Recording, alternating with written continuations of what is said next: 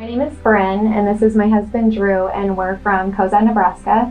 And we have two kiddos, Maddox, who's 5 and will be starting kindergarten in the fall, and then Olivia is turning 1 on August 12th. So I was 33 weeks pregnant, and leading up to that point in my pregnancy, I felt great. All my checkups, everything was progressing perfectly, And it was the day before I had her that I started to have what I thought were Braxton Hicks. They became more intense through the night, and so I took some Tylenol and a warm bath and felt better, but I decided I was going to get checked the next day.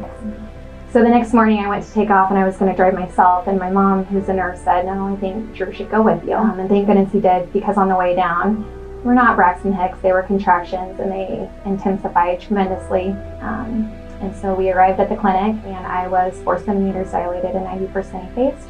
So she sent me directly to the hospital and said they were going to try to slow down my labor, but there was a good chance I would be having a baby that day. So I just remember it was almost like an out-of-body experience. Like I just could not process that it was happening to me, and what does a baby at 33 weeks look like. And obviously so worried about her, but I just could not wrap my head around what was happening. Clearly, when we left Koza, I did not think going to Kearney, we're going to be staying having a baby. But once we got to the hospital, the nurses and doctors and everybody came in and kind of explained how the process was going to go. Then shortly after we arrived at the hospital, she was born. She was 5 pounds. Nurses and doctors were amazing. Just how quick everything started happening and checking on her. And they'd come back and said lungs, heart, everything's checking out. So that was a good relief. Then when they came back to get us to go back to her room, you go back to the NICU and it's intimidating. You have no idea what you're walking into. There's monitors, there's your little baby's laying there. The nurses were amazing, and as soon as you walked in, you could feel the love and the calmness and the compassion. We both say that the nurses really helped our transition and just preparing us and making sure we knew that there was no way they would send us home unless she was ready. But taking a 36-week-old home versus a full term was definitely nerve-wracking. And our son Maddox had started all-day preschool for the first time, and so there's obviously sickness that comes with that. We had been home a few days, and Maddox kind of out of nowhere spiked a fever and wasn't feeling great, so we immediately separated Olivia and Maddox. We took Maddox into the doctor right away, and they did a full respiratory panel, and unfortunately he tested positive for RSV. So we took Olivia into the clinic the next day, and she showed no signs or symptoms, but we just wanted to know if she had it as well, and unfortunately she tested positive as well. And so we went home, and I'll never forget those few days, because while she was okay in that moment, I knew that babies can get sick super fast. And so on day 4 she started to show some symptoms, so we took her back into the clinic, and the doctor checked her out and said her lungs are clear, told us things to watch for. So the next day, day 5, she seemed a little bit worse. So we took her back to the clinic, and she was totally fine on the drive down. And when we got there and when we were checking her SATs and her temp, her SATs started to drop into the low 80s. So they put her on oxygen. She went from 2 liters to 10 liters and struggling to keep her SATs up. So they called the unit and took her by ambulance. And that was super terrifying. But upon arriving at the hospital, they put her on like a high flow CPAP feature. And she just crashed really. Like, I just remember looking at the monitors, and we knew what those numbers meant, and all of them were declining so fast. I thought we were for sure losing her, so it was super hard. But thank goodness for the incredible staff, because they saved her life, truly. And the next couple days were just pretty critical, and it's just so hard to see your little baby so sick, and there's just nothing you can do. I'll never ever be able to thank the NICU nurses for everything they did for Olivia.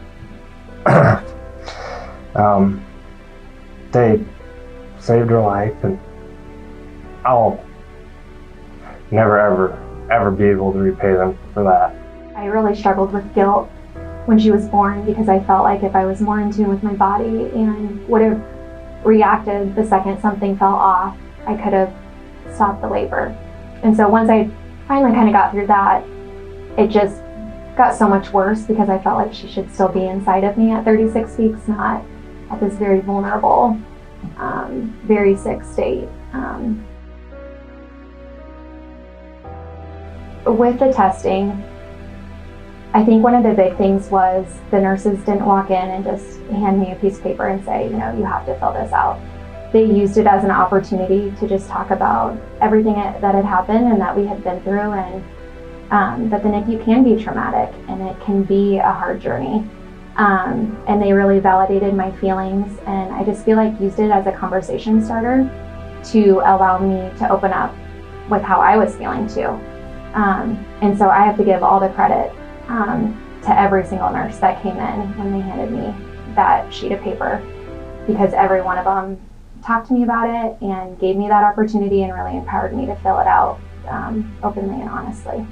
I mean, I definitely think there's a stigma around depression, and I feel so fortunate that I've never dealt with depression, and with my first son, I didn't have postpartum depression. So what I was experiencing this time was completely different than anything I had ever walked through in my life. And so I don't think it's something that I would have reflected on had they not brought that questionnaire in. And so Shelby was just my hero. She went above and beyond for me by facilitating that phone call to my doctor and my nurse.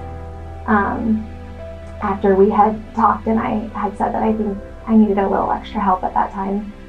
And she probably knew I wasn't going to make that phone call on my own. And so my doctor and nurse, I talked to them and had a great conversation, and was able to get started on Zoloft, which I think just has helped me tremendously to balance out the highs and the lows, and just the fears that I had. It just kind of helped calm me. That's not something I would have taken the initiative on my own to do, and so I'm so grateful that she could see that and cared so much, not about just the well-being of our baby and caring for her, but truly for my entire family.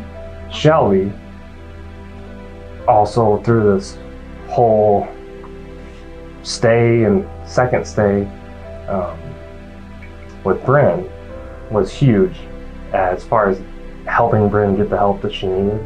You could see it coming, but there was nothing I could do. Bryn was never going to admit it on her own. Shelby took the time to sit down with her and just talk to her as a friend that was like became like family.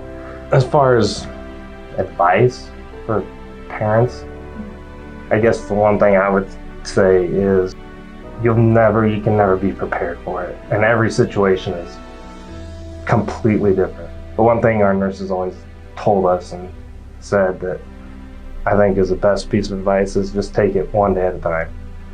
You can't look way out into the future because it just makes it so overwhelming. Celebrate the little things every day, the little jumps. Whatever little progress is made, that's a good day. I think I would say just give yourself grace, and that your best is enough, and just never be afraid to reach out for help if you're not feeling your normal self and you feel like you need a little extra care yourself too.